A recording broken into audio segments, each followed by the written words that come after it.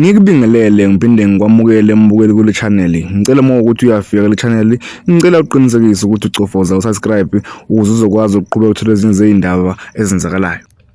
Weyingane zakwethu la nguSihlo ngikuphathele izindaba ezithi Isusimsindi inkulumo kamculi kaMaskandi uKhuzani Mpungose ngemuva kokuba ebhale ekhasini lakhe lapha kuFacebook wakhuluma ngendaba ethinta ubaba uDokotela uVVO Mkhize wengono yomsamo nokuyilapho abeveza khona ukuthi ubaba uMkhize uvela nje kuSABC1 kungenxa yakhe. uKhuzani uveza ukuthi wacela umphathi we-show yakhe le iKhuzani Mbongo ngesikhathi esayishuta ukuba bebahambe beyishuthela le kubaba uMkhize nokuyilapho wafika khona umphathi lo uLegend Manqele wathanda umsebenzi kababa uVVO Mkhize wasemnxusa ukuba ufuna ukumshutha. uKhuzani ke uveza ukuthi konke lokho kwenzakala kuVVO Mkhize kube igalelo lakhe.